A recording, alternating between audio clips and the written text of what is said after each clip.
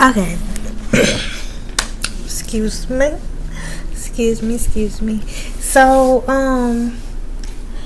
I don't be like keeping track of all these holidays and stuff and all that. So, not only did I know that today was Easter, it's also 420 and all that. Like, I totally forgot about all that. Like, I just be living the days like, okay, like it's just a story. Like, everything is just flowing. It's just going. Like, I only keep up with days when I have to like actually do like worldly shit.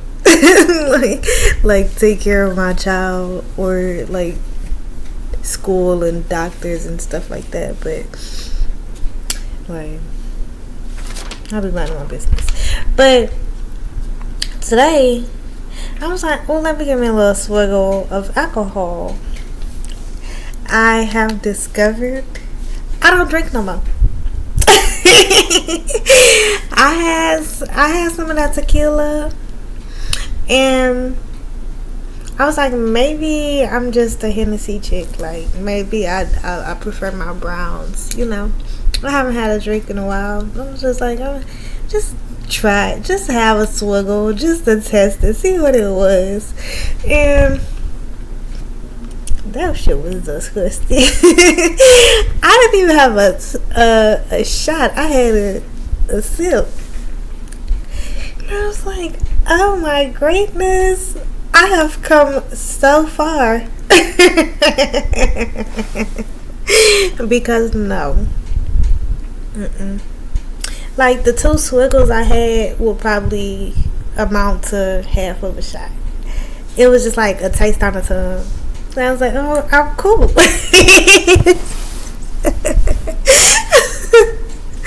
I'm funny for that. I know. But then I was like, let me go see what kinfolk talk about. And I just went to go get my right on. And it says, I love the children.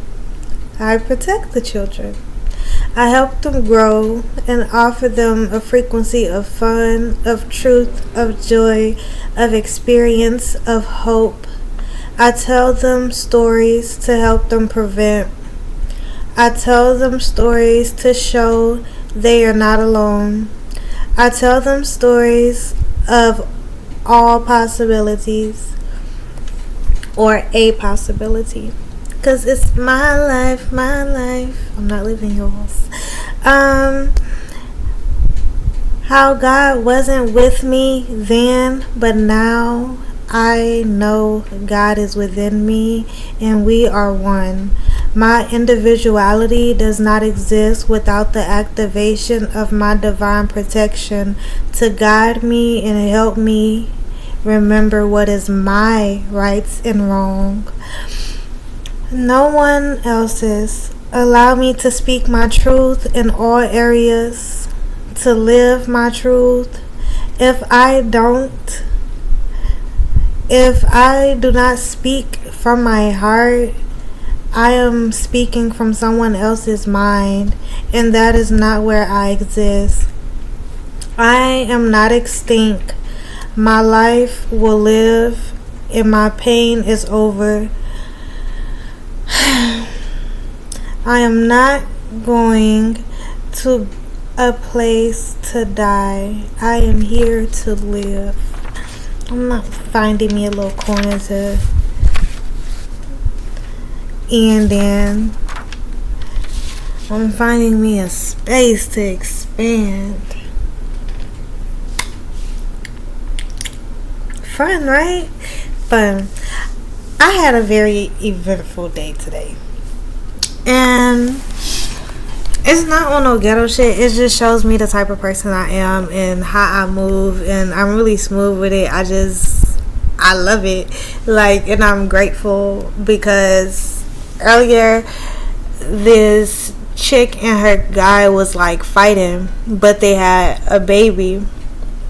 And he was like kicking her out and all that, but he had the baby in his hand, and you know, they talking to each other crazy, getting all rough and stuff. So he done pushed the girl with the baby still in his hand. And I'm just like, oh my gosh. And I was outside because my son and my nephew my son wasn't outside. My nephew and the neighbor kids, they wanted to play football, so I took them to a whole different area so we could be away from, what they had going on. And I was just like, dang, that little girl don't deserve that. Like, it's too much going on. So I'm trying to keep my little crew away from seeing the BS that's going on. And but I'm just like, okay, I'm praying on them diffusing this situation, and they did. So it wasn't diffused, but we all decided, oh, we're gonna go in the house. So cause now she's acting up with the kid, the baby in the car, and she's driving like, and he like, man, don't drive like that with my baby. But she was really just like backing up front and back, so he wouldn't try to like grab the but because she was in a Charger, it was like, it's kind of go fast, and this, that, and the 10, just a whole lot of so children. So then and then he finally calmed down and was like, okay, because he was panicking. I guess he was really serious about him thinking that she was harming the child. So he finally calmed down. He took all her stuff out the house, and he locked his door, and he left it there. By that time, I was just sitting on the stairs minding my business, writing in my journal. And then he was like, excuse me, I know this ain't none of your business. I was like, how can I assist? Because like, this don't need to escalate no more. Like, what's up? And he was just like, can you make sure she get her stuff or whatever.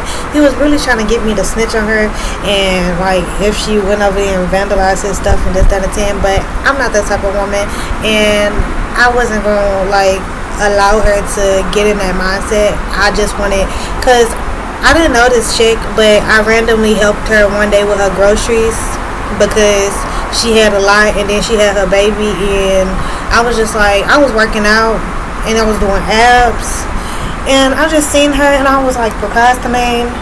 So I asked her, I was like, do you need some help? May I help you? And she was like, no, it's okay, I'm gonna see if and then she thought about it, and then she was like, it's yeah, you can. If I was like, she was like, if it's no harm, and I was like, yeah, I don't mind. She seemed like the type of person that don't like to ask for things, or don't really receive much, but give. So also, I'd rather work on my arms than be working on them abs, but I know I had to do what I had to do, so I used that as a break, and I assisted her taking her groceries upstairs. But she went back to the car, and I knew she had her child, but I didn't know she had her child like with her. So it was cool that I decided, like, I was just thinking like, maybe I should help her in this, that, and then I actually just helped her. I walked the groceries up. I put all of them up there, so all she had to do was, when she came back from the car, she just had to take her baby upstairs. And then she knocked on the door thinking she was gonna have some help. Ain't nobody fucking open the door or answer. I don't know if they was there or not, so she still would have had to do that by herself with the baby and all that. So I was just grateful that I assist. And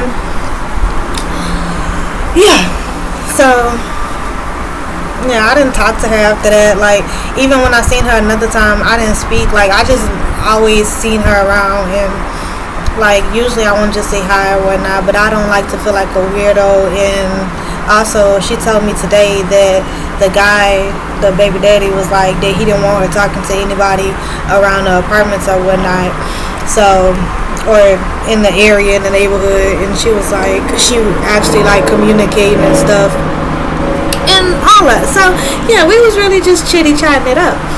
So fast forward to present and all this going on. So she had ended up leaving before he had locked the door and all that. And by the time he was gone, and I had went back to the front to like, wait on her and let her know that she could get her stuff because he's gone and this down to 10. If that was the problem, that's one thing that's resolved. I'll watch the baby in the car, go do what you need to do. Just don't vandalize that man's stuff. I don't want to get involved in it. I'm helping you so you can do what you need to do. So she went over there, she got her stuff, and I was right there with the little baby, and she was just so cute. I love children. I was like, she don't deserve this. She don't. And I know people be trying to do right, especially as a mother. Like, I know we go back to the bullshit, but it's like, a part of you is like, damn, I don't want to take this opportunity away.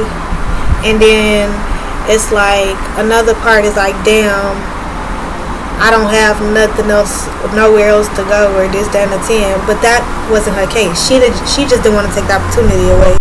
So, she tried to make it work in her relationship and this, that, and the 10. It was like a whole lot of. And, I could relate to shit like that. But, one thing I'm not gonna do is let nobody handle me, talk to me crazy, and yeah. So she was just like, we just gonna have to figure something, co-parenting and all that. We talked about it for a little bit. It was very nice, comforting, and it just made me think about the time when my homegirl and her baby daddy had just had a baby, and she had called me because she was like that he was tripping and she wanted to leave. So I had my car at the time, so I pulled up so she could get her stuff and this, that, and 10. And she had the baby with her, but she didn't have the car seat. And I'm just like, we could worry about getting that car seat later. Like, if you trying to, like, first off, I'm 5'1", no more than 140. She about 5'3", maybe 140, 150. We just, like, our fighting is based off of the fact that we're insane, okay? So it's just like, but this nigga is like 6'4", 200, big body. Like, we gonna have to do some things if it get crazy like that. But also, she's a toolie carrier, so I'm just like, I ain't trying to get involved in all that. I'm just trying to, while you're not here, like, get this shit, let's go. And she's like, nah, I need the baby car seat and this, that, and the 10. No, you just wanted to argue with that nigga. That's why. Like, no. Baby, if I feel like this is something urgent, if I feel like I need to get the fuck in, no, I'm packing my stuff. Like, you not packing stuff. I'm sitting here like, you said you ready to go. Like, what you need me to pack? Like, let's go. Like, and she on bullshit. So then he get there, he like, man, you not taking my daughter, and I'm still in there trying to pack, and he like, man, Destiny, stop touching my stuff, and this ain't your house, and this, that, and 10. So he done kick me out, and I gotta be respectful. So he ain't touched me, like, it wasn't like disrespectful, but it's like, nah, bro, like, you in my shit trying, like, get the fuck out, this ain't your business type shit. And I'm just like, look, it ain't my business now, but it was my business when she called in the urgency. So I respectfully got the fuck, because I understood, I'm still in my woke mind, but I'm also that motherfucker you call when it's time to ride. So I'm just like, what's up? And then she ended up calling the police and all this because he wouldn't give her the baby and this, that, and the 10. And this baby is only 6 months, and what's the baby 6 months then? No, she wasn't 6 months. She was new. And then after that situation, I didn't see them for another 6 6 or 7 months. I was like, oh well, she probably couldn't talk to me after that had happened. He was like, man, you better not talk to that bitch. And she listened. She listened to her man. That's cool. So we ain't talked for a good 6, 7 months. Then she reached out and all that, and I let her know, oh, I just thought you cut me off because that situation. I just figured he told you not to talk to me. So you listened. I was cool with this shit. I'm on my journey. I keep that shit P. But not for real though. So yeah, the cop get there and he diffusing the situation with me being the empath I am, and I was so sensitive in the moment, and the baby was there. Why my ass started crying, and like I don't cry in front of people, so like I just started like feeling myself getting that urge, so I had to like go to the car, and I'm sitting there, I'm trying to get my shit together, and I just started pouring down. And the police officer, he was like, now ma'am, why are you crying? I said, because they acting like this around this fucking baby, like that baby don't deserve this. Like I said, I'm trying to get my shit together because this ain't me. And then her sister had pulled up, so I was like, the stuff that she had put in my car, I dropped it off at her people's house, and I got the fuck. Like, I got the fuck. Like, she was gonna ride with her sister to go to, get where they needed to go, but yeah, and then maybe a week or so later, we just randomly disconnected, and I was cool with it. Like, in my head, I understood what happened, so because I understood what happened, I executed the situation. It's like, I can't do nothing about it. Move about my life. I don't listen to no man. Maybe that's my problem. Then I'm like, maybe that's my solution, cause she ain't even like the man like that. He was bullying her. So I used to, pray that she get out that situation. And they always had shit going. Then he tried to stalk her, and then because she had the baby, it's like, you're not keeping me away from my child, and we need to be a family, and this, that, and the 10. And one time he told her, if you don't need to be alive if you ain't being, taking care of the baby, or if we ain't together. So just some crazy shit she used to tell me about, and I'm just like,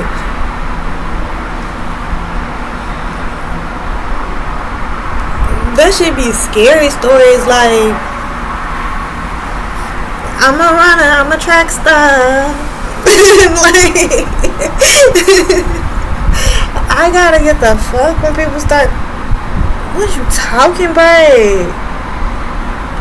Like, And I used to tell her, like, I was like, no jinx, but the way he acting towards you, like, he's not going to be out your life unless he is, like, gone or in jail. And yeah, that was just I just really wanted to protect her, but some people be like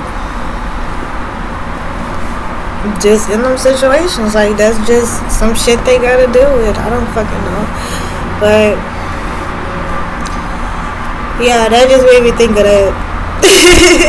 But I handled it this time from a distance. I removed myself, and when they were isolated, I was able to, help him and help her, and, in an understanding manner where nobody felt like I was overstepping my boundaries. And also, I didn't cry when I held the baby. I almost did though. I'm just thinking about it, I'm about to cry. Oh my gosh. But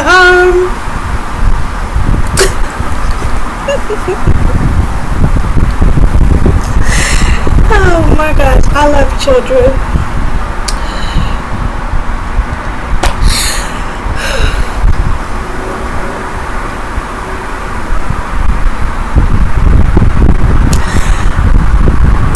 good.